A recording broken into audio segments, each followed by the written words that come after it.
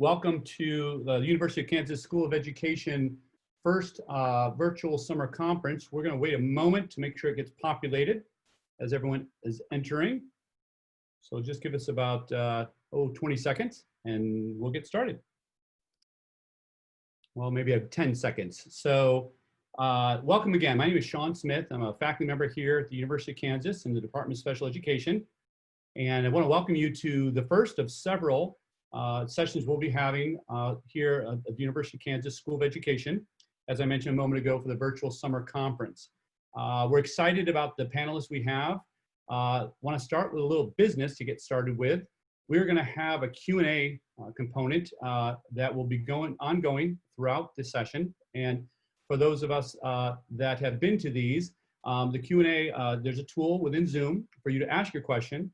And we're organizing the structure of this presentation to allow for Q&As to take place at the end after the panelists finish. And so we've given you a robust period of time, 25 to 30 minutes, but please ask your questions along the way. As you know, we have a number of different panelists with us. We'll be introducing them along the way, but we have two superintendents with us, Dr. Lewis from Lawrence Public Schools here in Lawrence, Kansas, and Dr. Fraser from Dr. Wozniak from Fraser, Michigan Public Schools. And then we also have panelists here at the University of Kansas, Dr. Rowland, Myers, and Elford. And of course, Dr. Basham, our co-host, will be with us in just a moment. And of course, Mr. Stock from Olathe Public Schools. So we will have each folks share perspectives on this reentry, engaging all learners. And we'll get things started here with Dr. Basham kind of setting the stage. He's a colleague of mine here at the Department of Special Education at the University of Kansas. And Jamie, why don't you get things started? Sure. Hi, everyone. As everyone knows, it's been obviously an interesting school year. We've all been dealing with a lot of things. It's been an interesting year overall. One of the things we want to do to kind of get off and kick this off is to understand who's here and kind of what's going on within your different roles. So we've created a couple, 3 polling questions, if you will, and we're gonna just push out a poll to folks. And if we could do that now, Sherry, we'd like to figure out who's here, what role you're in, and where you're actually from. Because we have people from throughout the globe that have signed up and registered, and we're still assuming more people are gonna be coming anytime soon. So we'll give you a second just to fill out these polls.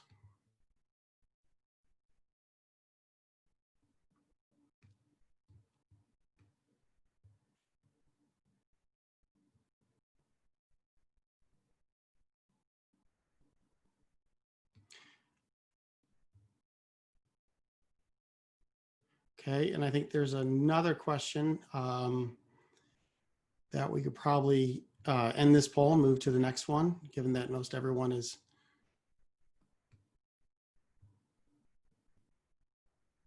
So by and large, we have, if people are seeing this, we have 63% of our participants are, of course, K-12 educators. We have a number of building principal and leadership sort of people. We have some district leadership, some state leadership, folks in teacher education, etc. So if we can go to the next poll, please.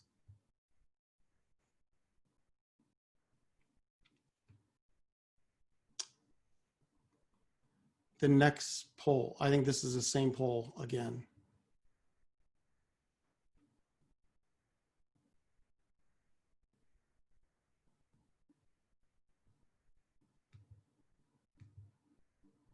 There we go. And here's another poll, folks. We just want to figure out where people are coming from today.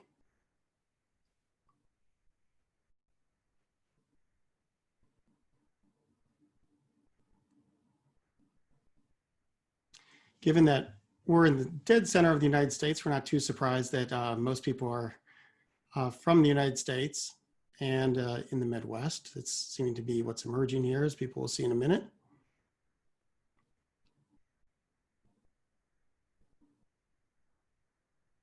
So we're all enjoying the balmy 70-degree weather today. That's great. Okay, looks like we have nearly 95% of our participants. So most of the people, again, are in the Midwest. We have a few outside the country, which is always great to see. And if we can go to the final poll, please, which is asking, what are you kind of thinking about as you consider reentering education in the new normal? So if we can go to the next poll, please.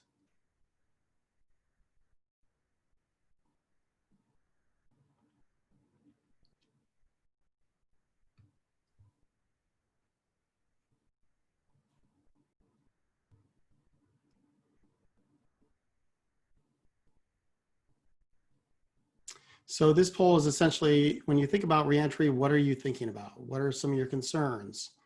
What's your number one concern?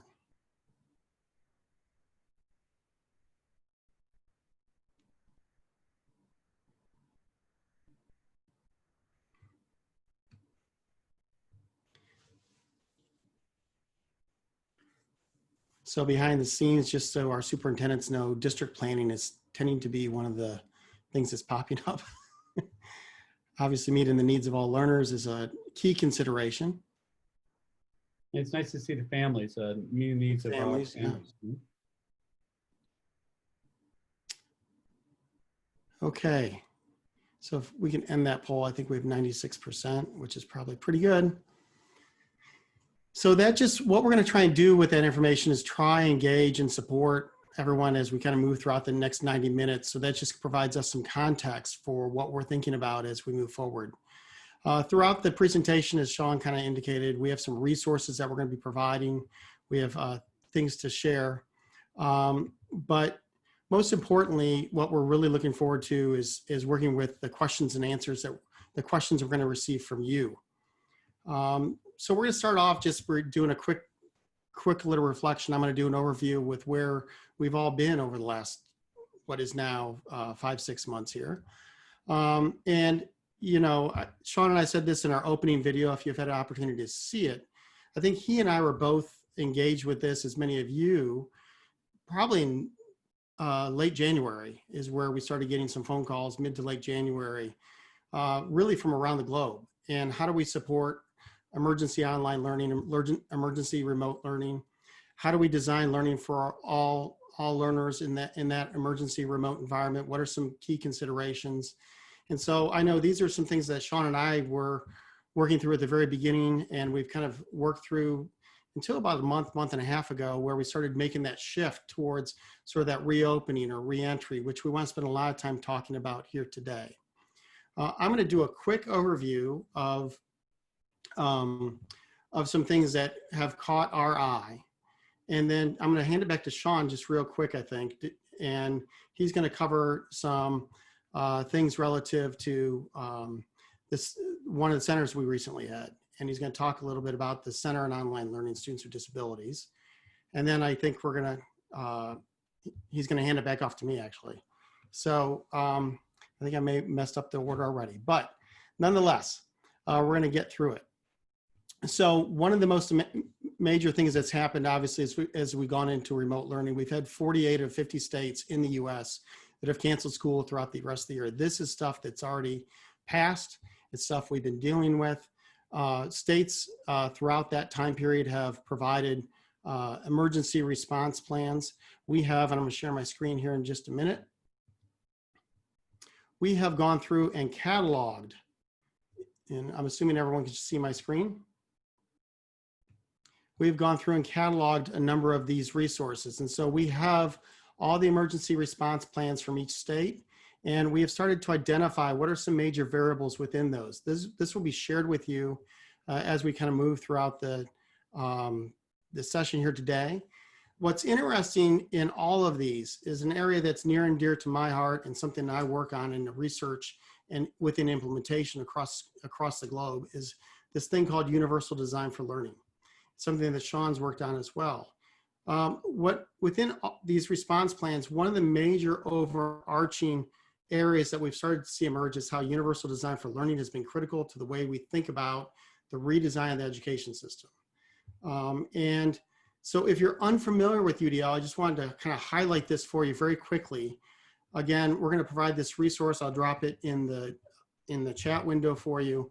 But if you're unfamiliar with UDL, there's a number of quick resources we're going to provide you here today that you can go through and look at relative to what is actually UDL, how can I use it in the way I'm thinking about redesign and reopening my schools. And I'm sure other of the panelists will talk about it as well. But very simply put, UDL, or Universal Design for Learning, is a proactive educational and learning design framework that is focused on designing learning environments and learning experiences for all learners from the very beginning. And it sets, and it's based on the way we go through the learning process neurologically, as well as plays into the learning sciences and educational sciences to help us think about the variability, the types of variability that are going to enter our environments from the very beginning. And that we think about from a very proactive stance, how do we design for all learners from that very, very first attempt to thinking about all the types of learner variability, types of barriers we're going to have in our classroom environments, or even our online environments. And so UDL provides a basis, a solid foundation for us to build upon as we think about supporting online learning, whether it's an emergency response situation, as we just did, or as we're thinking about reopening and reentry, as we are all doing at this very moment. So UDL provides a basis for doing that. And there are a number of resources that you can get into as you think about reopening. One of those things is Learning Designed. And Learning Design's a free resource, has a number of free resources as schools think about reopening and realigning their education system to think about the variability of needs that we have and the barriers that we're going to encounter as we think about either moving to an online, blended, some sort of digital blended system. And there are a number of things there for you. And we can talk about this in more detail later, but we wanted to provide these resources as a kickoff to thinking about this reopening. Because one of the number one things that we have seen, in fact, it's not only been across the United States, but throughout the globe, is that UDL has played a big role in helping districts think about how do we support the individualized needs that we have in all of our classrooms across both blended and face-to-face sort of settings. So Sean, I don't know if you want to talk just briefly to give folks an overview of some of the work that we've done over the last 10 or so years, I would guess now at this point, around online learning, just to base that. And then I could probably hand it off to the panelists. Actually, Jamie, I'll take my opportunity a little bit later. But I will say this, folks, as we about to introduce our panelists, all the resources that they shared today, including what Jamie just shared, will be shared with you right after this presentation, or very shortly after this presentation, as a Google Doc, as a resource, one for your uses, and of course it'll include not only the presentations they shared, but additional resources that we thought would be very relevant to each of these areas. So hold tight on that, and that will come out to you probably later on today. So just wanted to notify folks along those lines as you are thinking about, oh gosh, I want to have access to that resource. So with that, Jamie, why don't we go ahead and That's introduce great. Dr. Lewis. Yeah, so let me introduce my first esteemed colleague here, Dr. Anthony Lewis. We are lucky enough to have him here in our local school district as our superintendent. Out of all the work that I've been doing, and many of us have been doing, it's really nice to know that we have a solid leadership and instructional team here at Lawrence Public Schools, and they've really been a shining light throughout this entire process. I think they were one of the first school districts I knew across the nation that had launched a website around COVID and the pandemic that actually hit us well after the website was launched, I think, in fact. So I want to introduce Dr. Anthony Lewis and have him share and his thoughts on where we've been, but really where we're going around reopening and considerations around there. Dr. Lewis. Awesome. Thank you so much, Jamie. I'm going to share my screen here. I can see a few people. If you can give me a thumbs up when you can see that. Perfect. Definitely thank you, Dr. Basham and Dr. Smith, for giving me this opportunity to kind of share a little bit about Lawrence. And I want to just kind of share a little bit about Lawrence Public Schools so you can have some contextual knowledge as well as some of the work. You might want to switch your view. We're seeing your note section. Just FYI. Yeah, we're seeing. Always the case when we go on Zoom that what we see and what folks see. So sorry about that. How about now? Perfect. This is perfect. Awesome. Okay, thank you, Dr. Smith. But sharing just a little bit about Lawrence, and it's so you have some contextual knowledge of who we are. And then I want to talk a little bit about what we're doing in this pandemic and what we're planning for as we re-enter our learners this coming fall.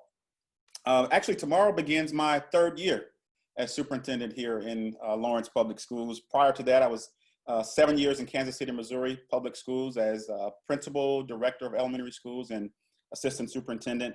And prior to that, I spent 9 years where I began my career in Montgomery, Alabama. And so a shout out to the 8 people that are representing the southern states here with us today. Super excited to be here in Lawrence. Just a little bit about Lawrence for those of you that may not know. Close to about 97,000 residents here in Lawrence. That does include our fabulous KU student body there.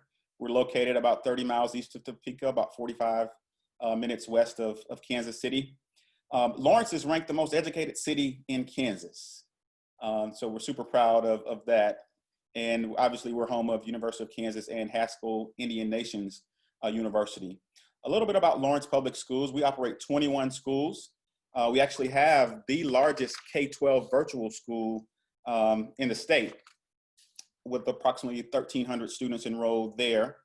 About 68% white, 10%, close to 10% Hispanic, 16% other, and that includes our multiracial, Asian, American Indian, and Pacific Islander students. And so we have roughly close to 12,000 students, 38% of those students being economically disadvantaged. I'm gonna make sure I start my timer here. So with our staff, we have about 1,800 teachers and staff. We're the 2nd largest employer here in Lawrence, right behind KU, 7th largest district in Kansas, and we operate about a $178 million budget. So when I first arrived here in Lawrence, I began a listening and learning tour, hit the ground running, with the goal of developing a 5-year strategic plan. And we were in phase 1 of our strategic plan. And our strategic plan centers around these 5 themes: cohesive curriculum, student-centered learning, safe and supportive schools, effective employees, data-informed decisions.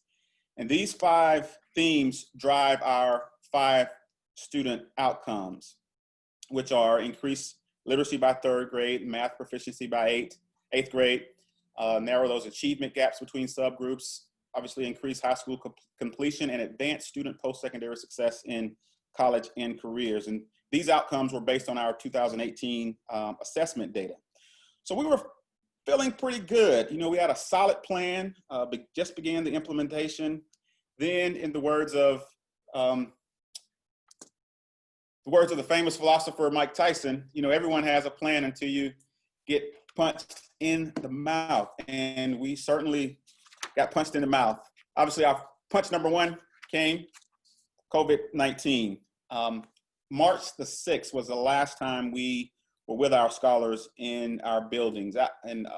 Actually, Kansas was the first state to actually order all schools to be closed. And so when we initially began, as Dr. Basham mentioned, we began our COVID-19 website, I think, toward the end of January.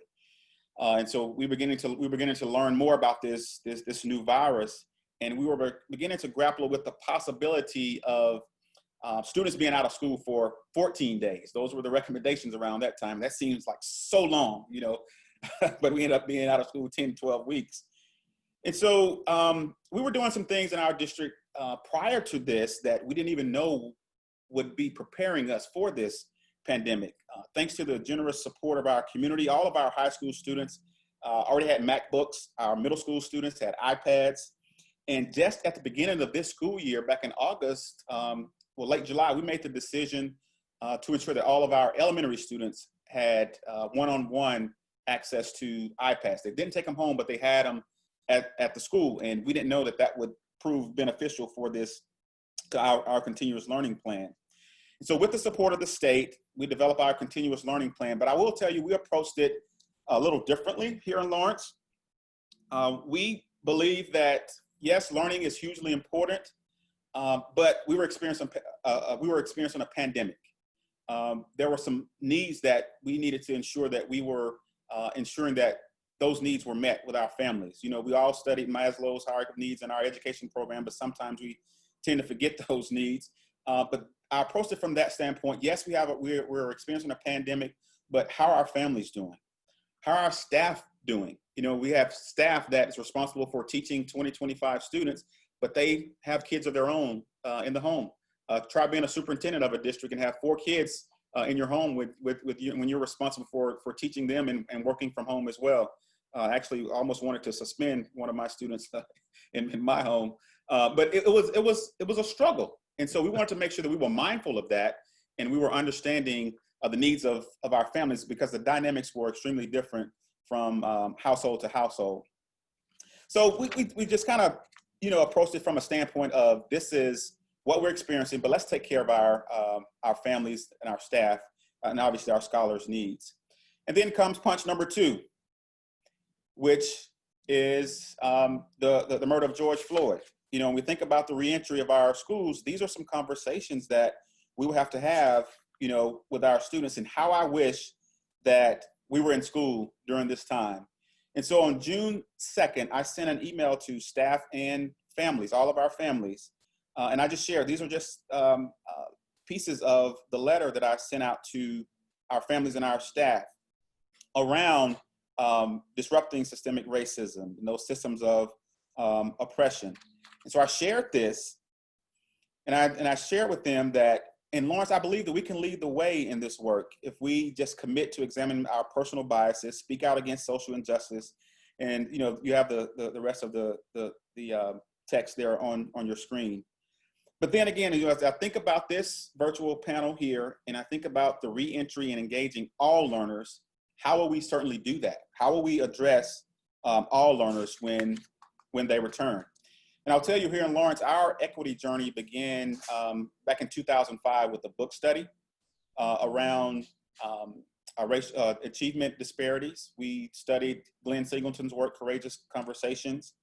We began to host Beyond Diversity for all of our staff. This is required training now for all of our staff to go through this 2-day training, which is an introduction to Courageous Conversations, a foundation for deinstitutionalizing racism and eliminating racial achievement disparities. And then in 2019, we embedded equity throughout our strategic plan. And right now, we're on the final stages of our school board finalizing our equity policy. And this is the first equity policy that we've had in this district. And so understanding all of that and where we've been with this equity work, we have to ask ourselves, and I would encourage all of us to ask ourselves in this work, will equity be the standard, or will it be the response? Is this going to be a response, or is this going to be what we're about? And so when I think about how will our students return, what tools will we give our staff for having these conversations, because it's going to come up in the classroom. So these are 4 agreements that our teachers receive this and understand this during their training. And just briefly, they're told to stay engaged in these conversations, experience discomfort, because that's going to happen. Speak your truth. This means being open about your thoughts and your feelings, and not just saying what you think or not just saying what you think others want to hear. Expect and accept non-closure. These are difficult conversations, and we encourage our staff, and our staff use this tool with students as well, to kind of hang out in that uncertainty and later, become uncomfortable being comfortable being uncomfortable. And so not only that, we know that students must see themselves in the curriculum and in the instruction. And so we engage our staff around a tool called our culturally relevant resource criteria.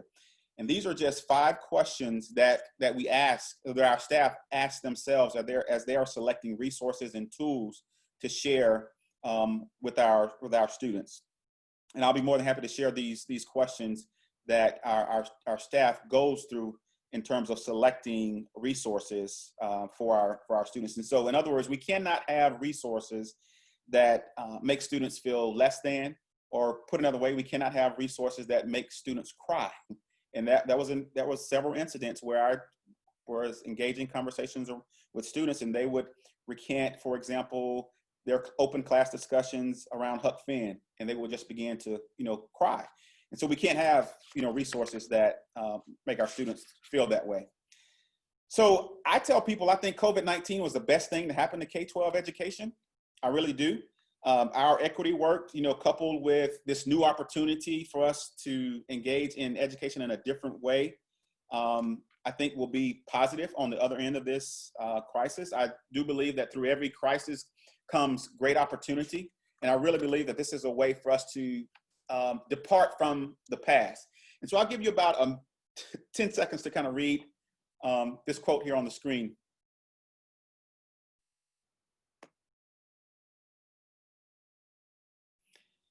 And so this statement seems to describe our educational system exactly as it is today. But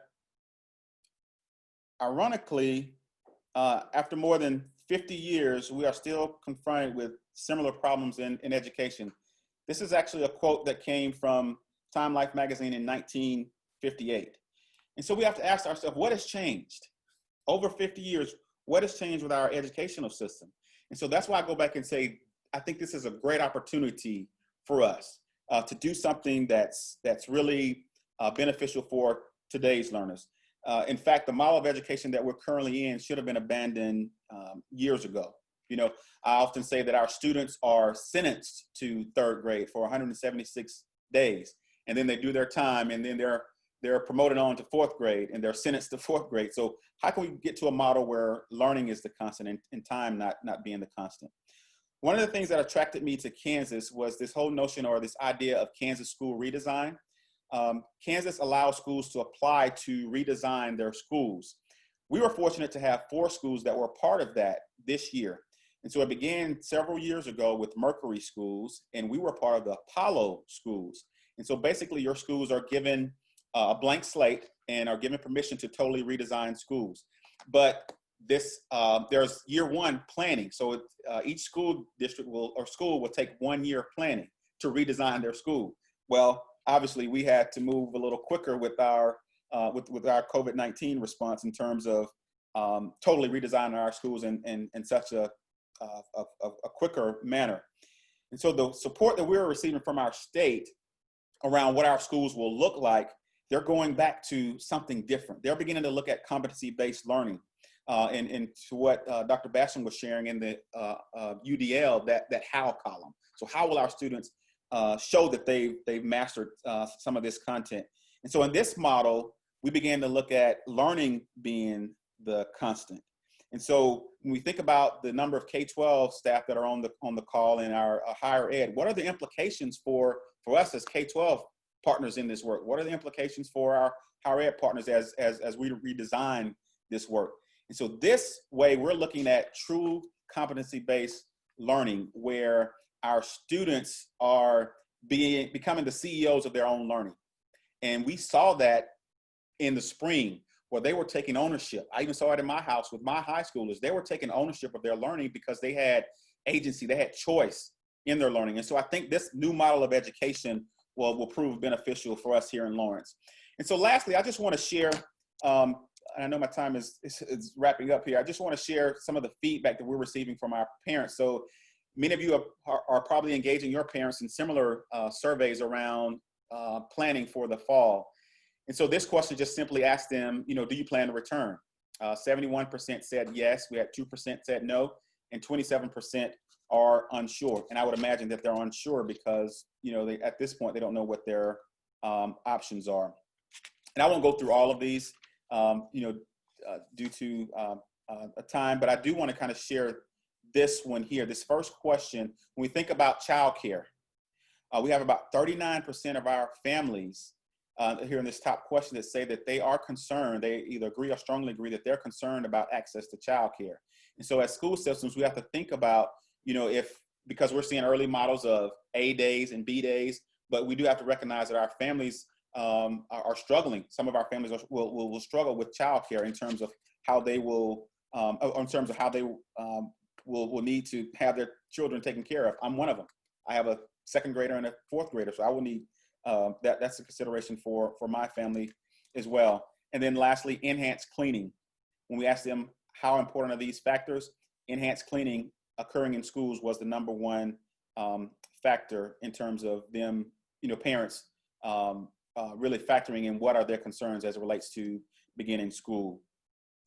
So I'll just kind of wrap up there. I will say we do have all of our resources as we began to plan. We have a task force here in the district that's called our Together Again Task Force.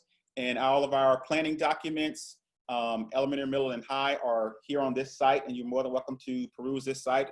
It's a fluid site, and as we begin to meet and digest some of the survey data, we will actually upload it here on this site. So with that, I know I was kind of rushing through that, trying to stay within my 11 minutes. So I will turn it back over to Dr. Basham. Yes, that's great.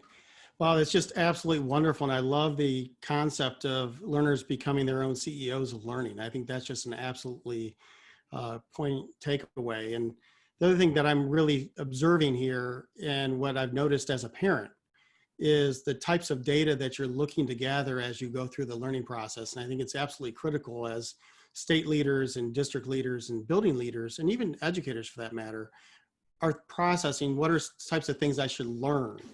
I know about the populations I'm dealing with, and having that data is absolutely critical. So that's just wonderful. I'm sure we're going to get lots of questions about that here when we get back to questions and answers here in a few minutes.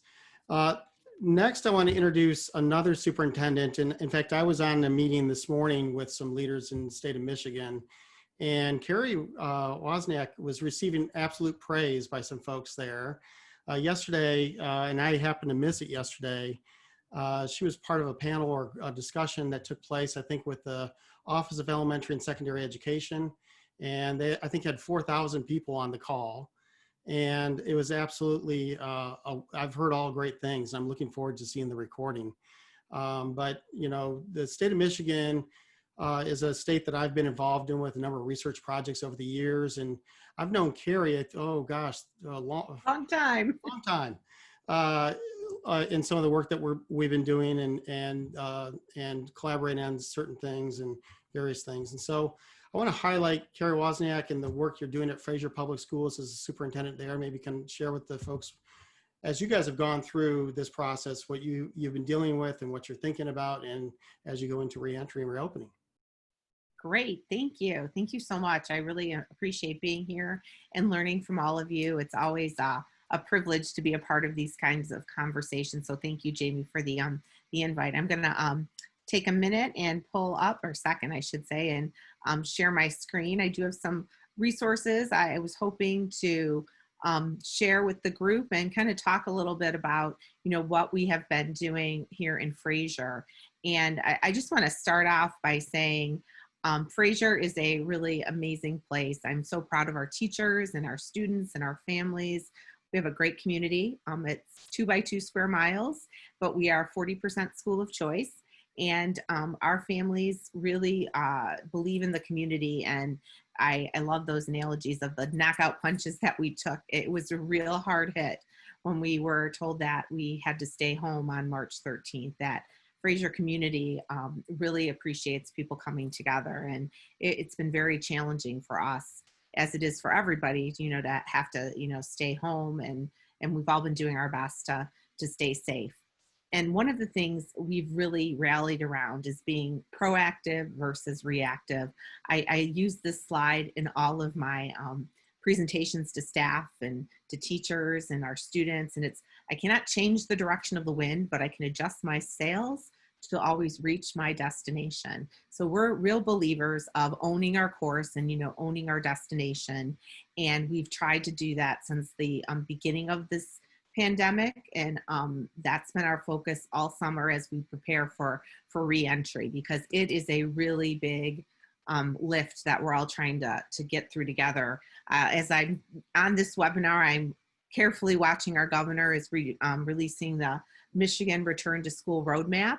And there's a lot of things in there that is making my brain just spin right now, because there's so many things we have to think about. So we've really kept the mantra to stay the course.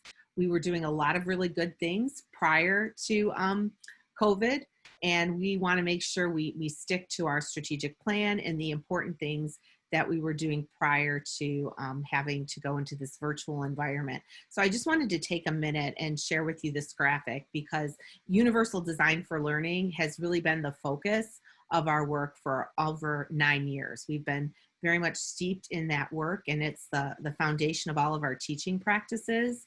And one of the things that we really have been working on this past year was our portrait of the graduate, and making sure that we were focused in on the 6 C's, as we call them, and making sure that we're doing our best to develop, students that when they get that handshake at graduation, it really means something.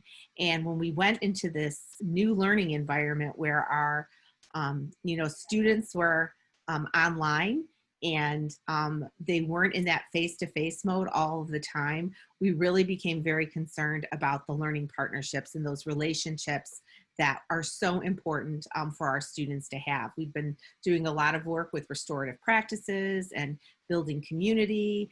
And when we, quickly transitioned into this online virtual situation, that was something we really struggled with. And I'm really proud to say our teachers really came up with some great ways to create those rich learning partnerships using the UDL framework. And I'll talk a little bit more about that as we continue our conversation here. So one of the things I know many people are very stressed about right now is this whole idea of, planning for the fall. And in Fraser, we've done our best to think about it in, these 3 terms of where we would be in a virtual world. We might be in a blended hybrid model, which is on the right. And then what I call the middle, which is our governor saying we have to stay home, and everybody is going to be at home.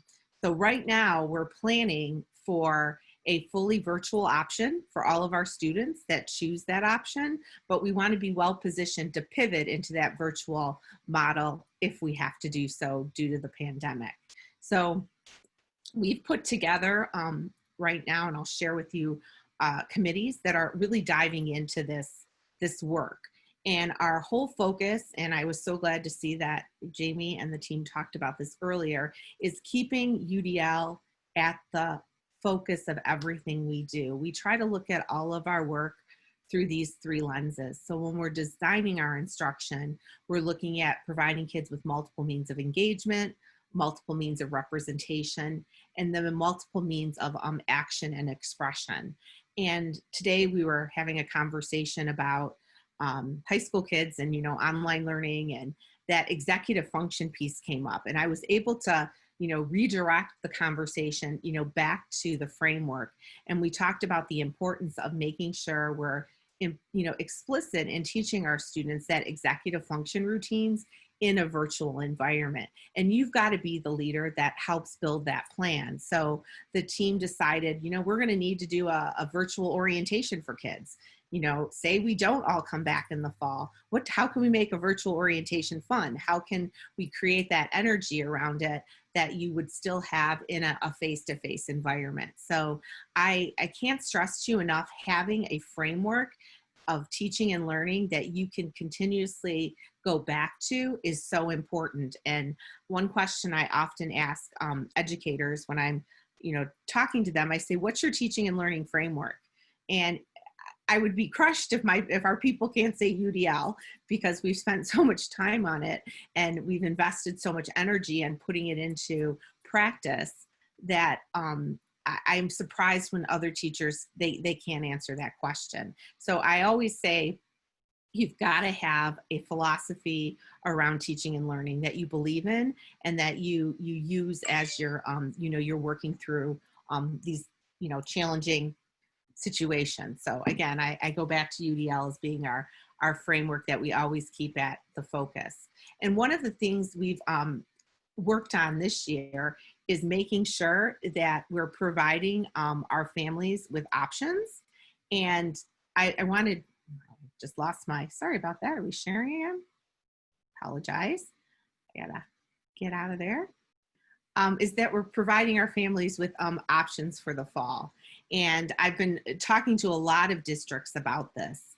And we try to be really practical in Fraser, I like to say, and we want to make sure that parents have choice and voice in their learning for their children as well. And I think throughout the pandemic, that was one of the things we really latched onto, is that our end user shifted. It wasn't just the students, it was the parents, it was these families that we were working with that really became the people we were designing our instruction for. So this fall, we are making sure our parents have options. So no matter what the governor of Michigan says, parents have at the elementary school 2 options. They are going to have a virtual option and they're going to have a traditional option. And it will be based upon what stage we are in with the governor's executive order. And we felt that that was really important to give them that option sooner rather than later, because as you talked about, daycare is a huge issue in Michigan. We know families really struggle with that idea of that A-B schedule, or, you know, my kid's only going to come on Tuesdays and Thursdays. And they would rather know we're going to keep our kids at home and we're going to work with another family or a neighbor, and we're going to come up with a plan for our child to stay home based upon their what works best for their family. So this has received a lot of positive feedback from our families because they're able to plan. At our secondary level, we're looking to, again, provide that same option, but there's a middle, or what we're calling the hybrid option, where our secondary students can take part of their classrooms during the online, and then they can come in for band, welding, CTE courses. And we're really excited about this blended model because we've been doing a lot with hybrid classes to begin with. And this gives parents that option to kind of land somewhere in the middle. So you could sign up for 5 classes online and have 2 classes that you come in for. And we run a block schedule, so it will work out pretty well for our students at the high school to have this blended option as well. But what we're doing right now is planning for all of that. And I can't stress to you enough how important it is to be really mindful of the coaching support that you need to have in place to do something like this. And we're very fortunate. We have 21st century coaches in our district, and we've been providing them with UDL coaching support, which has been probably one of the best things we've invested in a long time. Those coaches have been receiving specific professional development about how to work with the adult learner. How do you come up with clear goals for yourself as an adult learner? And they really have become what we call our lead design thinkers.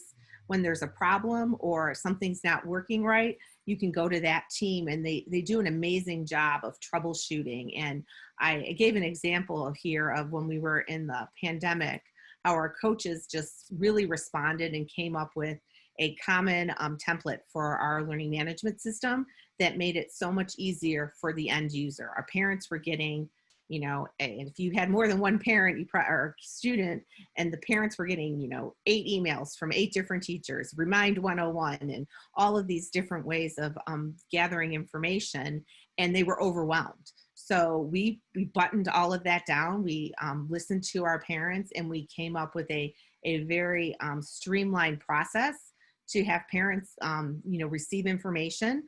Teachers were only emailing parents if they had direct concerns with their child versus, you know, sending out these blanket emails every day to a mom or dad. And the parents really appreciated that. You know, our parents have jobs, and they're like, this work has become my full-time job because I'm combing through 40 emails from, you know, the middle school and the high school alone. So again, those coaches and the work that they've done was really instrumental to the work that we were able to provide our students. And I think the other piece that was very important as we are planning for next year is we've taken that design framework, and we're working really hard to make sure our digital ecosystem is supporting that framework. And I couldn't get over the work that came out of the pandemic. As our prior speaker said, this was probably the best thing that happened to education, because they kind of threw out all the things that they had done in the past.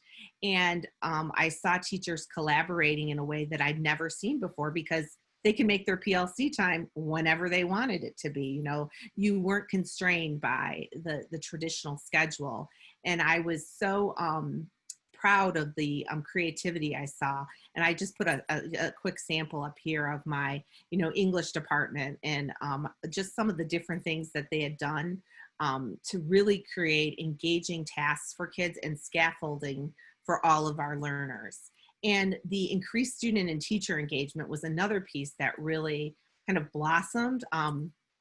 Teams that I would never expect to have come together. This is my team bio 2020. That whole PLC came together and they worked with all kids.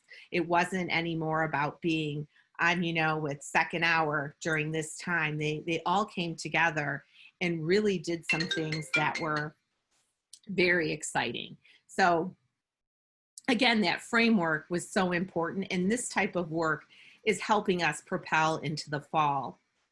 And what we've done at this point is I've put together stakeholder teams, and I've got the link to our planning document in here, and you can see we have 5 teams working together right now on really gearing up for the fall. And one of the focuses of our group is the virtual learning piece, and they're really working hard on making sure we can make that pivot from partial virtual to full-time virtual. So this document has been really helpful, and I encourage any of your district leaders to check that out. I think that might be something that you would find valuable. So I want to leave, with this really important graphic. I've never seen a time where leadership matters more. There's so many things that are going on right now, as Dr. Lewis talked about. We have so much happening in our communities and around us, and it is such a political time that I think now more than ever, teacher leadership from your administrators matters more than ever. And we have a lot of talented people that I know if we continue to put our collective efforts, we're going to solve some of these problems together. And, I'm a big proponent of, listening to the stories of others. And, that Courageous Conversations book, I'm going to go dust off my shelf. I hadn't seen that in a while. And I'm like, I need to relook at that again. You've got me, thinking about some things that I hadn't thought about in a little bit. So again, I stress that to everyone. And I just want to end with, we're all in this together. It takes a lot of people. It's a heavy lift. And I'm grateful for my team and for having support networks like this one here that, I can bounce some ideas off of. So thank you. Thank you, Dr. Wozniak. That was great. We move on now to Josh Stock, but as we move on, the theme so far: engagement, teams, cross-curricular planning, and it goes on. And of course, digital tools with a purpose. So, but I'm loving also the silver lining theme, because as a parent of 4, 3 of them that are K-12 age, I definitely experienced some of the challenges, but also saw a lot of potential silver linings. But enough of me. Josh Stock is with us. Now, Josh, folks, is a English language arts teacher in the Latho School District outside the Kansas, or part of the Kansas City metro area. But one of the reasons we asked for Josh, and so welcome and so just looking forward to this presentation by him, is in 2016, he was named the National School Board Association's 20 to Watch. And in 2017, he received the Make It Happen Award, which is a phenomenal award from the International Society for Technology Education, ISTE. And for those that are unfamiliar with ISTE, ISTE is probably the largest, if not one of the largest, technology and education organizations in the world. They have an annual, when we are back to face-to-face, an annual face-to-face conference. It would have been in Anaheim this year. Last year it was in Philadelphia. I think they get at the end of June about 20,000 educators taking over a city to think about technology and education. And again, Josh was a Make It Happen awardee. And he will soon have a phenomenal book out from ISTE called Awesome Sauce, which you may reference. I was fortunate enough to get a copy of it.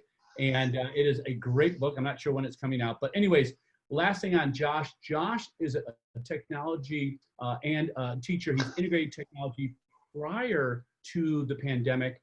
And that's one of the reasons we wanted him to come in, is to talk about how that technology continues into the new planning. Josh, take it away. All right. Well, thank you very much. Can you hear me all right? Yes, we can. Yeah? Cool. Okay. Let me share my screen. Make sure I do this correctly. All right.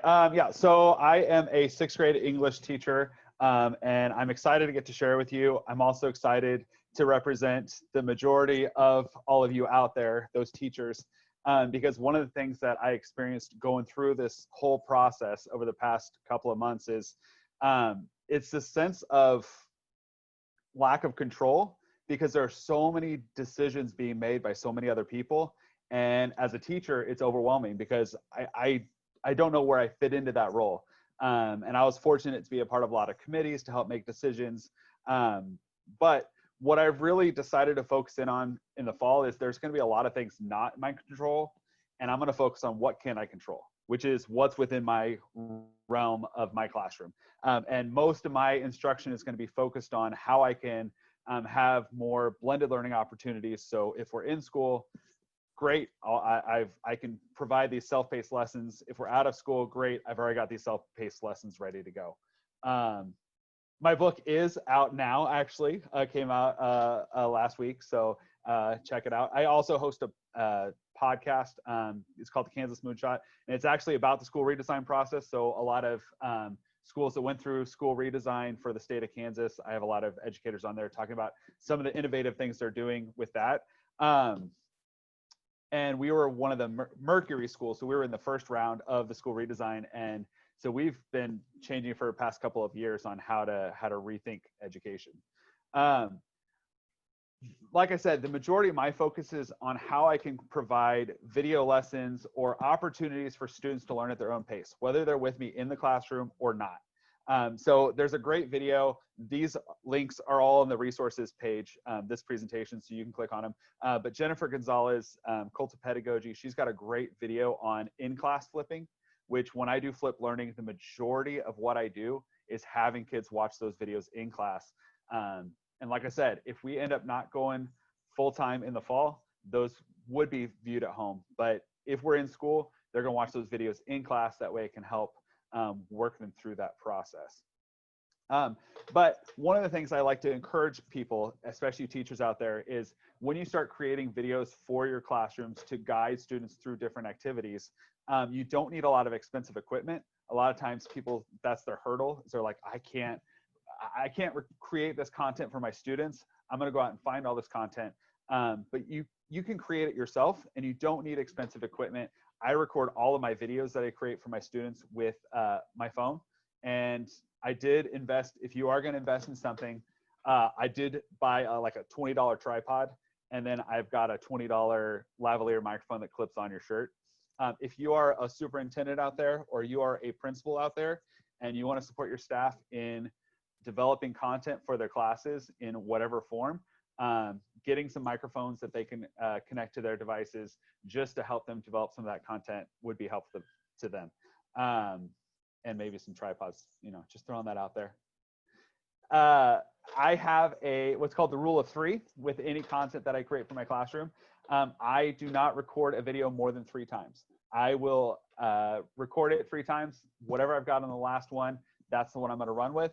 What I found is that students will take apart anything I do no matter what anyway. And so I'd rather just have them get the content out there and get it for them to view. The very first time I recorded a video, I spent about 30 minutes making the perfect video. I edited it. I had everything just right, and I shared it with them. And within about 5 minutes of them watching it, they were telling me all the things I messed up. They were screenshotting all the weird faces I was making. And so I just stick with the rule of 3. I record, I upload it to YouTube, and I share it with students. Research shows that if you're developing content for students, video should be 4 to 6 minutes. So if you've got a 30-minute lecture you wanted to share, break it up into smaller segments, 4 to 6 minute chunks. I just did a series of videos on how to use iMovie in the classroom. And instead of just doing one 15-minute long video, I just broke it up into 3-minute segments, just because that's what kids are used to. That's what most of the content they're looking at is what they're used to using. So keep it short. There are tons and tons of resources out there. Right now, my favorite is PowerPoint. PowerPoint has a lot of the ability to record your screen, embed videos within that. You can do a lot with PowerPoint. And then if you're using Apple tools, I really like Apple Clips because it's very simple to use. As an educator, you can pick it up right away, but students can also use it very easily.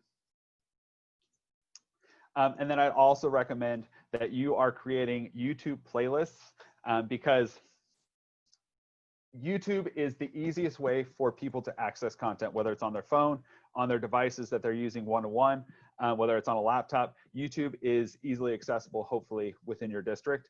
And you can actually organize your content into playlists that it makes it easier for teachers to access it, students to access it, parents to access it. But all of that leads into, what do I do with all this video content? One of the very first things I do, because you're going to have students coming back who have not been in their buildings for months, 6 months at a time, and they need to be welcomed back in, regardless of if they're coming back to a school they've already attended. They need to be welcomed in. One thing I do every year is I create a welcome website, and it has welcome videos from every teacher who is interacting with that student. It's got videos from the principals. It has videos from the counselors. It has videos from anyone that student might have come into contact with, so that they feel comfortable when they walk into that building. Like I said, these resources are available. So if you want to look at that welcome website, you can click on that. There's also an article about it. And then one of the videos I upload on that welcome pack website. There's also just random things on there just to keep them engaged and hooked in right at the beginning of the year. I also give them a tour of the building because I teach 6th grade, which is at the very beginning of middle school in Olathe. So I'm teaching kids where things are in the building. Again, they're going to want that comfort level when they come into that building, whenever that is. And so that helps with that. I also record a daily announcement video. This is where that rule of 3 comes in handy. I record a video every morning to talk about what we're doing that day. You are going to have students who may be gone for 2 weeks at a time. You're going to have some students who are gone for a whole month. Having a daily announcement video where you're walking through what you accomplished that day, maybe what some goals are. I always have a quote of the day. That just gives them something to plan on. It gives them some consistency in their day. They know they are always going to be able to go and watch that video. And if they're not there that day, they can actually go back, watch that video, and see what happened when they were gone. This is probably, out of all the videos that I create, this is probably the most powerful, most impactful. I have 2 kids, and their school that they go to is amazing. Their teachers are phenomenal. However, I get these newsletters with tons and tons and tons of information for both of my kids. And I don't necessarily have time to go through all of that information. And so what I do with my weekly newsletter is I send out an email with all the information I want to tell them, but I also record a video. And I've had about a third of my parents who will only watch the video and they won't read the content. I have about a third who will read through the email because they prefer the written form. And then I've got a third who don't do either of those, and they're the ones that I work with to try to communicate with in other forms. But those parent updates are effective because not only are they getting the information, but they're also hearing from me, and they're seeing who I am, and they're getting to know me as a person, and it makes them more comfortable with me as a teacher. Same way with meetings. Our building leadership team meets twice a month. And after that meeting, we used to send out a big, long email. A lot of teachers wouldn't watch those. So what I started doing is after every meeting, I do a 1-minute recap. This is what we talked about in our meeting. This is the decisions that were made here. And teachers felt in the loop. They felt connected. They felt like they were a part of the discussion, even though they weren't there, and they didn't have to sift through an entire long email to get all that information. Another way I use video, which again will be very important in the fall, you're going to have educators who may be gone for periods of time. As a teacher, I leave video instructions for my students, and when I can, I try to leave video instructions for my substitute as well. I create a QR code on my subplans, and they scan the video, they watch it, they get an idea of what's going on in the class. Again, instead of sifting through all of my subplans, which are still written out, it gives them some quick instructions on what they need to expect.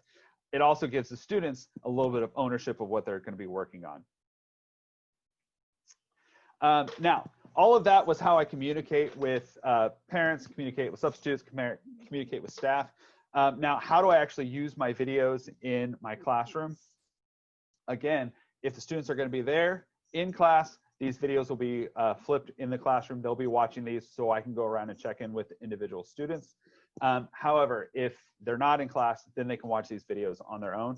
I do a lot of clarifications. So if a student is really confused, I record a quick video. That first one right there, I had the students working on a writing assignment, and they were turning it. I was able to look at their writing assignment while they were doing it because they were doing a Google Doc. And I was noticing that they were making a lot of mistakes, and they weren't actually answering the question I wanted them to answer. So what I did is I recorded a video that showcased, okay, here's what I actually want you guys to do. Here's an explanation of it. And once they watched the video, they were set and they were ready to go with the assignment. The video explanation was a lot more likely to be watched than written instructions would have been. Modified Socratic circles. Again, if you want to have those discussions with students, so you got, let's say we don't go back, we have 2 weeks where we're out of school. You can still have kids having those discussions using Flipgrid, where they are interacting with each other and they're responding to each other's questions.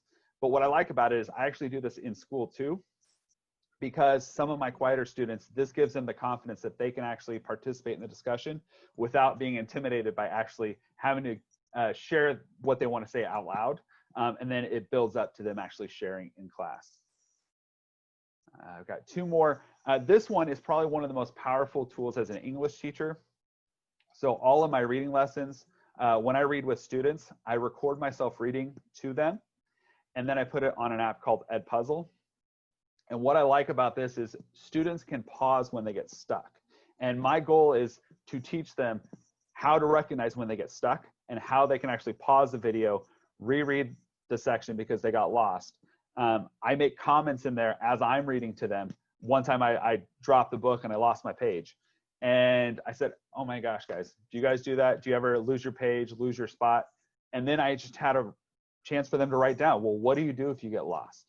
And it also gives them an authentic reader's voice as they're reading along with me. Some of my more advanced readers, it actually slows them down and makes them focus in on details of the story that they may have skimmed through. I don't make it mandatory for the entire novel. I do it for the first half of the novel, and then it's optional. But I'd say about 3/4 of the kids read it with me just because they like that interaction with me as a reader. While they're working on this, I can then sit down one-on-one with individual students and say, hey, I noticed that you rewatched that video 3 times. What's going on? How can I help support you in this? And this is a new one, video edits. There's an app called Loom that you can do screen recording really easily and email it. It's something I'm gonna try out in the fall. I've got 1 more left because my time is up. I just wanna share this story about, I screencast writing all the time in my classroom. I write out writing assignments in front of my kids, and then I record it and post it online so they can go back and rewatch me stumble through a writing assignment. And so this one right here is one of my favorite examples because several years ago, I am in a building with only a handful of rooms with windows. I spent 10 years without a window, and it was awful, and it was terrible because I couldn't see the outside world. And then one of those rooms opened up with a window, and I thought, I've got to get that room. So what I did is I screencasted myself writing a letter to my principal about why I should get that room and about all of the benefits it would have for my students and the benefits of vitamin D on the students and the way they would engage in my class. And then I sent it to my principal, the letter, I sent him the video, and I said, you know, it would look so great to the students if they saw that writing was powerful and meaningful if you would just give me that room. And then I could just show this to them and show the power of writing. And, you know, sure enough, I got the room. So that's it. Definitely, if you have any questions, you can post them in the question section. That's all I got. Josh, that was awesome. That was awesome. So as a reminder, folks, a couple things. First of all, the Q&A. We have 1 more presentation, then we're going to get to the Q&A. And number 2, all these resources that everyone shared will go out probably first thing tomorrow morning with an email thanking you for being here and a direct link to all these different resources. And by the way, one area I was going to try to squeeze in a presentation, I'm not going to have the time, is really about engaging that learning coach, that parent, the adult caregiver at home, but also, as Dr. Ludus and Dr. Wozniak has inferred, it's going to be those professionals we're going to team and collaborate with in this blended learning model. So we have some resources there, a short presentation, but I'm not going to be able to get to that. That's in the resource we'll be sharing out probably first thing tomorrow morning, a thank you message. So with that, to finish us off, prior to the Q&A, 3 of my colleagues, Dr. Roland Myers and Elford, I always refer to them as first names, so it's difficulty getting their last names out, are going to tell us about instructional coaching, but the virtual method that is going to be so critical to be able to support ourselves, our staffs, our educators, the families we serve throughout this academic year and going forward. So take it over, folks. Thank you, Sean, very much. I'm going to share my screen. My name is Amber Rowland, and my colleagues will introduce themselves as they go here, but let me make sure I'm hitting the right buttons first. I did hit it. Can you all see my screen okay? That's great, Amber. Thank you. Awesome. All right, well, we want to share with you just some of the research and work that we're doing in the area of virtual coaching, as Sean mentioned. We know that research tells us that professional learning is a big key piece of addressing much of what you've heard from the other speakers today. We've got to continue to do professional learning no matter what we end up with this year. So if it's hybrid, if it's blended, if it's fully online, we still have professional learning. And I know Dr. Wozniak mentioned the coaching options that she has. And what we've really been studying for the last few years is virtual coaching. And the reason being is we have a need frequently here in the state of Kansas due to the distance that folks must travel to do PD, depending on who you have access to as far as instructional coaches. But we know that for coaching to work or for professional learning to stick, you need coaching. And so there's a great deal of research here that I'm going to have Marty tell a little bit more about. Hi, I'm Marty Elford, and I had the pleasure of learning from an esteemed colleague, Don Deschler, at KUCRL, and he always talked about presenting research as a funnel with the broader concepts at the top and then narrowing down to the focal point, which for all of us as educators is student learning. And so based on the research, we can conclude that virtual coaching has the potential to improve learning for a broad group of students due to its affordability, its flexibility, and its geographic neutrality. Virtual coaching is one way to provide job-embedded support for teachers, coaches, and administrators. My name is Suzanne Myers, and this is our Vector virtual coaching process. We started with a vision for virtual coaching, and through implementation of that model and gathering feedback from coaches and teachers and administrators, we have refined it to the model you see here. So the model is designed to support coaching when it is done entirely virtually. And the V, E, and R phases are fairly unique to virtual coaching and include an intentional focus on relationship building, community building, examining a sphere of influence, empowerment, and reflection. And the C, T, and O, commit to change, take action, and operationalizing performance, are included in most coaching models, but we've found when they're done entirely virtually, they require a different kind of support, which our model and protocols provide. So Vector was born initially from the very practical need, as Amber said, to provide coaching for educators working in remote locations where they may not have had ready access to coaching.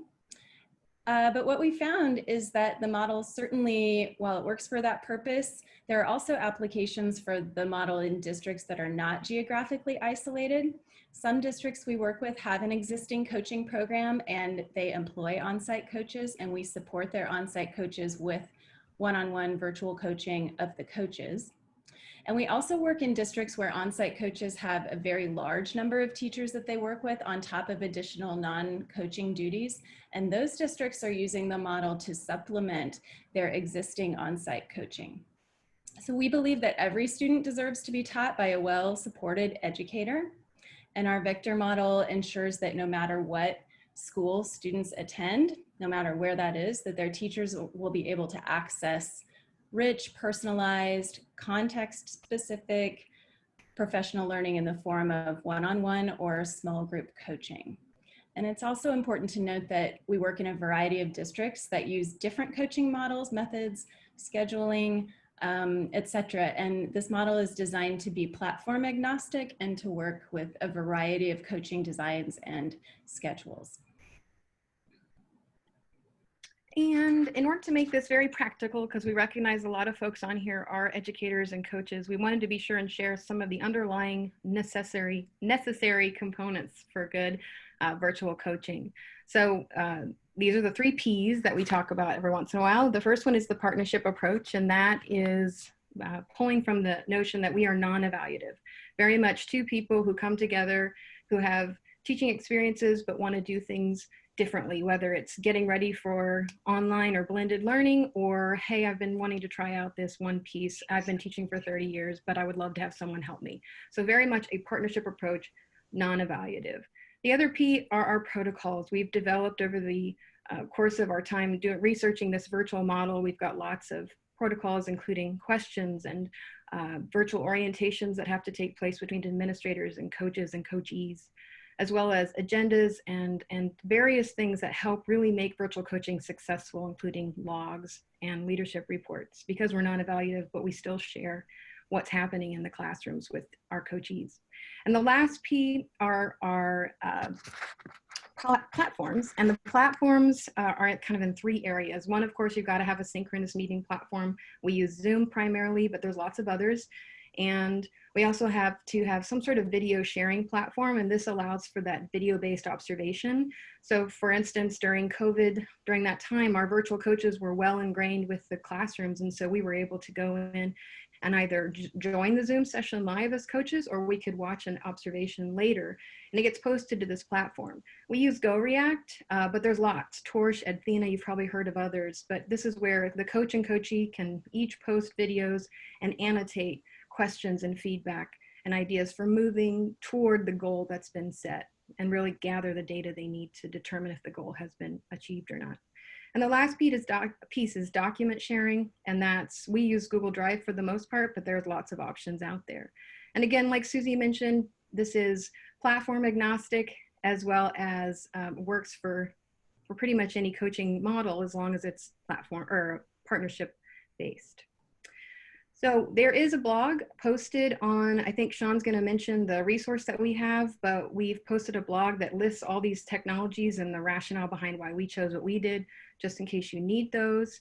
Our information is also listed there, but for those of you that are out there who are considering or preparing for virtual coaching, I hope you join our Facebook group. We would love to have you out there where other coaches can talk and learn from one another. I saw in the Q&A, someone said, where are these people gathering to talk about what they're learning? Well, we're gathering there, and we also have ongoing PLC, Professional Learning Community, and various communities of practice that we run throughout the year for people who have job-alike and or similar goals for helping all students learn. So please don't hesitate to reach out to us, and we tried to keep it short, Sean, so there you go. That was great. Thank you so much. Now on for the Q&A, and Jamie's going to get us started here. Folks, I know we have lots of questions. We're not going to have all the time. We're going to reinforce that resource will be there as well, and we'll share that out again as a thank you. But Jamie, take it away with some of the questions that have been posted.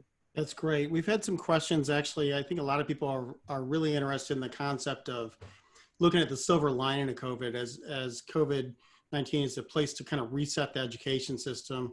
Dr. Lewis, you and I have talked about this in the past, but I wonder if you can jump in, because one of them really have thought they've kind of keyed in on the equity piece of it.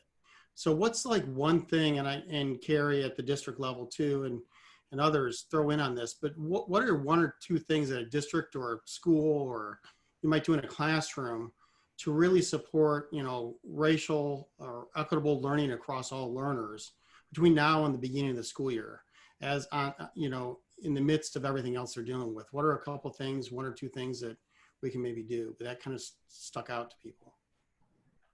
I'll say one of the things that we've done, we were getting ready to look at our science curriculum this year, but because of some of the conversations that we know we must have when our students return in the fall, we've kind of delayed that another year, but really re-examining our social studies curriculum.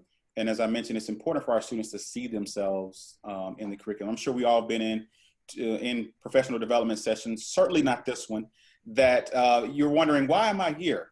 And you don't see yourself or your role, your job's role in that professional development. That's the way some of our students feel when they don't see themselves in the curriculum. And what they will tend to do is unplug from learning. So I would say kind of look at the what. What are our students seeing? Are they seeing themselves in the curriculum? Are they seeing images of themselves around the schools, in the library, in the books in the library, and then just being able to have those conversations, because they're going to come up. And what I tell my teachers is, and administrators is, don't feel like you have to have the answer right then, because a lot of times, based on our experience here in Lawrence, some of our teachers want to have these conversations, but there's a level of fear of potentially saying the wrong thing. That's okay. What we hurt our students is when we don't have the conversations. And so what I would say, what I would offer is just, if you don't have the answer right then, say, you know what, that is an excellent question. We're going to discuss that Friday during our circle talk or whatever. That allows you to go down the hall to a colleague or an administrator and say, hey, look, I'm grappling with this conversation. Kind of coach me on what I'm thinking about responding to. Right. Carrie, what about you? Have you guys thought about this up there? Yeah, that's a great, point. And we're wrestling with those same things. The other equity piece I struggle with is making sure kids have access, to the technology, to the internet, to the resources once they leave the school building, especially when we were in that remote time, because that's where we saw a real divide and a lot of gaps growing. And that's really something I worry about quite a bit. So, we were able to, give everybody the devices. We were able to, give everybody the internet or provide them with a hotspot. But what we have to do better at is providing them with that social and emotional support. How do you provide that social worker, the school psych, those types of things in a virtual environment? Because a lot of our kids were, babysitting, or they're doing a lot of other things. And I think we really need to be mindful of that. And how can we help them? Because they don't have the teacher that they could go talk to every day. Yeah, I think that's critically important. Think about that's one of the things that districts that have really come out of this in a better way have really gone into it, thinking about the whole child from the very beginning, and thinking about how do we design for each child each day, and what are the variables that go into that. And I know both your districts have done a really great job at doing that. There's something we've got to keep working on, though. I feel like that's probably my top priority if we have to be fully virtual in the fall, is how are we going to address those social and emotional needs of our kids in a virtual environment. And that's something people ask all the time. And we're even encouraging teachers, just to do a restorative circle, or do a circle on a Zoom or on a GoToMeeting. You don't have to constantly be thinking about the curriculum. And I think that's hard to get teachers to start kind of saying, it's okay. We've worked so hard to talk about that in the classrooms. You got to build that same community in this virtual environment. And that's been challenging. Go ahead. Go ahead. A number of questions popping up here, folks, for everyone, is that specifically, here, I'll phrase it this way. You're balancing safety and a number of other operational things with the instruction. What are some challenges, issues, solutions, particularly specific to those students at the margins that we've been talking about, but specifically individuals with disabilities? And wondering what some of the things you are in respect to that group, as well as, of course, their peers, and some of your planning as you're looking to reopen, and especially into this new model. So I'd love to hear your thoughts on that. And of course, that's open to everybody. Who wants to jump in first? Dr. Lewis, you start. Okay, there you go. I was clicking my mute button. Definitely, as a special education teacher, that's something that is definitely a priority for us here in Lawrence, because when we think about some of our students with exceptionalities, those are the individuals that need school the most. And so when we think about this new environment, I was a homebound teacher as well during my time as a special education teacher. So we were having conversations around that point, balancing the safety of some of our students that are medically fragile, for example, and knowing that they can't be in a large environment with a large number of people. And many of them get on buses, from their home to the bus, from the bus to the parking lot to the school, so they're, just being exposed to a number of things. And so we were having conversations about, are there buildings where we can kind of limit the access to people? But then we're also thinking about, home homebound, services for some of our students. That's a really delicate balance, in terms of making sure that we don't want any student to regress. I remember a student being so excited that they were using their assistive technology communication device. I think it was a Big Mac or something, but they had made so much progress. And what we don't want to do is have, further regression. And so we just have to think of different ways we can meet their needs. My wife's a nurse, so we're talking about maybe telehealth, but not, and not on a telehealth platform, but using lessons learned from what our physicians are doing as it relates to serving their patients as well. We've talked a lot about the same things, about finding safe spaces where people will feel comfortable, to come in and reallocating some spaces at our buildings as well, because we do know there are a lot of people that are medically fragile, and they're very concerned about bringing their their students into the building. And then I did read a question too about, what about staff? We have medically fragile staff. How do you start to address that? And I can tell you, as probably most of you are, our staff is amazing, but they're nervous too. I mean, we have people that are, elderly, and, they're concerned for their own health as well. So I think that whole piece is something we really have to be thoughtful about as we start to plan for what that reentry is going to look like in the fall. That's great. One of the interesting questions we've received, obviously both your districts have invested heavily in digital equity as a whole, and thinking about how do we ensure students have what they need to do the work. And this is again a question kind of for everyone, because I don't know if anyone is going to jump at answering it, but how do we deal with that digital equity issue if districts don't have the resources available, and families and homes don't have the resources available, and or, as the question kind of mentions, in rural settings where even internet access? Have you guys been thinking about that? Have you heard stories? Have you witnessed it? And that goes for anyone on panel, by the way. Just the big picture with the CARES money that's coming out right now, which is really being, supposed to go to technology. I think we have to really carefully watch what that's being spent on, because it needs to go to the things that was, intended to do. And I worry that it will end up backfilling budgets, which I understand have to happen, but we cannot go into the fall and not make sure every kid has a device. I mean, if we've learned anything these last few months, it should be gearing up to meet that that digital divide. There's no reason for us not to, push our legislatures on that and make sure that happens, because I don't think our parents are going to be as forgiving the second time around when we're all back home again. In our county, it was lots of disparity. Some districts were sending home paper packets. Other districts, were like ours, were fully connected and giving grades. And that has to be addressed, or else the divide is just going to grow astronomically, in my opinion. What about others? Have you heard of things that have worked, or have you have something to share on this issue?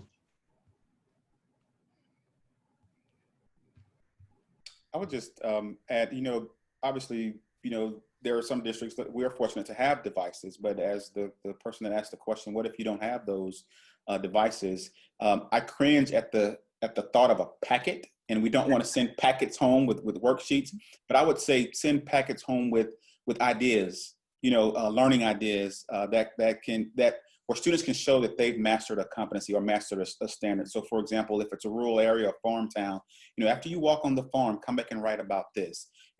Many times, when if families have to be at work, maybe kids are there with grandma. And I use the example of watching Wheel of Fortune with grandma. How can you identify vowels or beginning and ending sounds of Wheel of Fortune? So just coming up with ideas and ways that our families can engage if that device or that internet access is not there, but still grounding them in those standards and competencies that students should be able to master. Let me piggyback on that, and I'm going to direct this to our instructional coaches and Josh to begin with.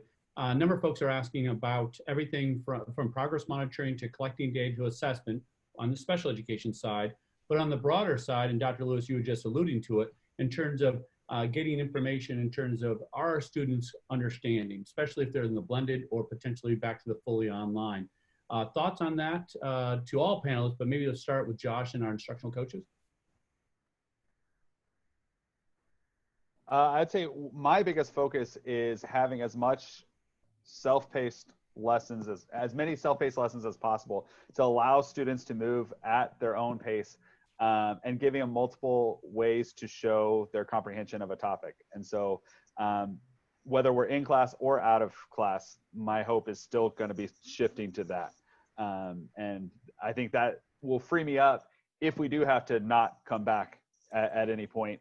If they're working at their own pace, if they've got the structures in place, it will work itself that way. But also focusing on standards-based, making sure that everything is back to what is the standard that I want them to learn, and then going from there. But again, giving them multiple opportunities to show their comprehension of a topic. Well, and to piggyback on what Josh just said, research tells us that students are highly motivated when they monitor their own progress and can see that growth on their own and set their own goals. So working with students to individualize that as much as possible, and so that they are monitoring their own progress and moving at a pace that increases over time.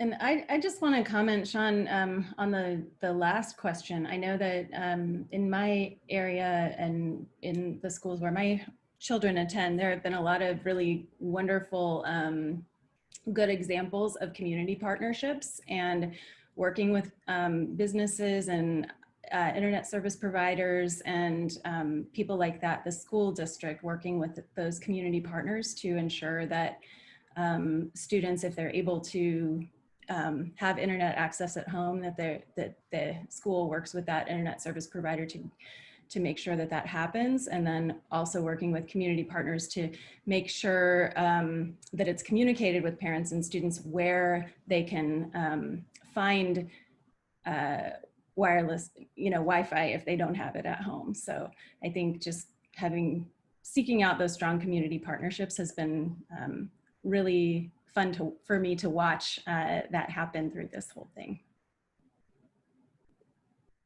Well, Jamie, is all right. I'll ask a final question and then wrap ourselves up. So, of course, folks, you can't have one of these presentations in this reality without asking a very specific digital question. So one of the questions asked, amongst others, was, okay, folks, real practical. What do you guys like about learning management systems? I'm hearing district.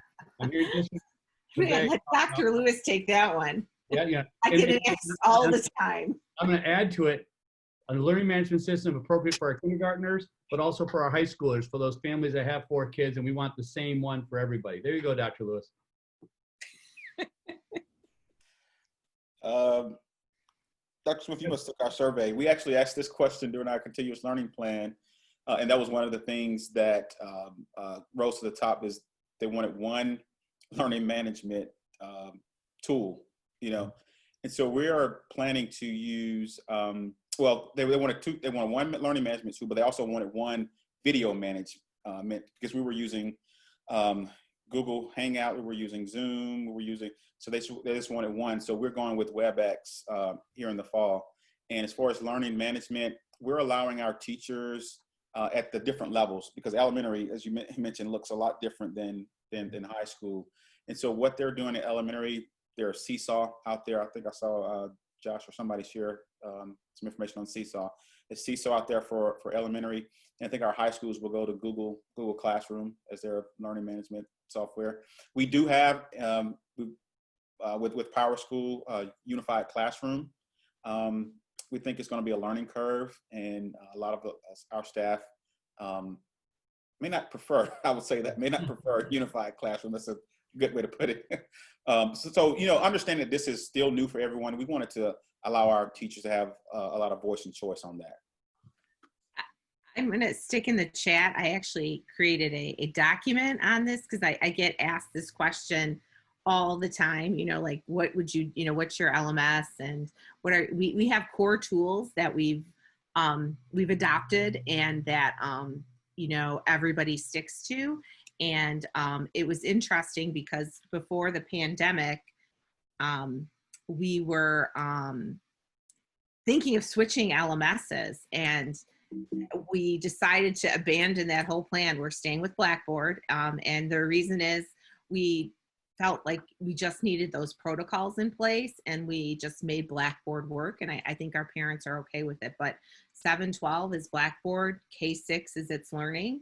And there are, like you said, for the media, we use Edpuzzle. So the document that I put in there lists all of our core tools, and it's a very specific, list of core tools that have single sign-on that we are committed to. And I don't think there's anything that's the perfect LMS.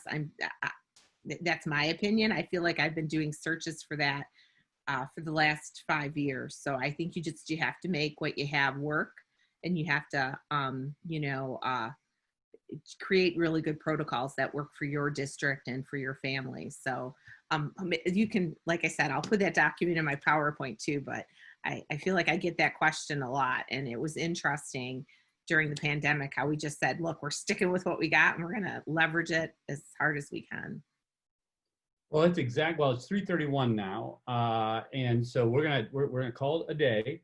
So I want to emphasize a few things, folks. First of all, thank you so much from Jamie, myself, and the panelists, of course.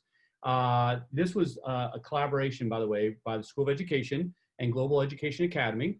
And we have 2 others scheduled. And so we have one later this week on the 2nd, Wellness and Self-Care. There's still openings from 2 Central Time to 3:30.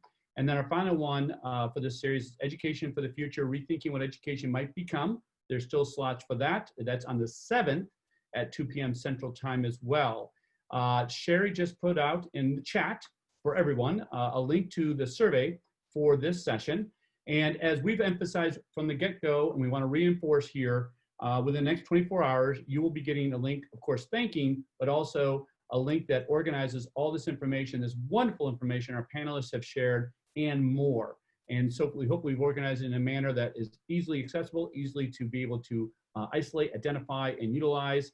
And can't thank our panelists enough. I know Jamie's going to say one good follow-up goodbye, but thank you all for your time with us today.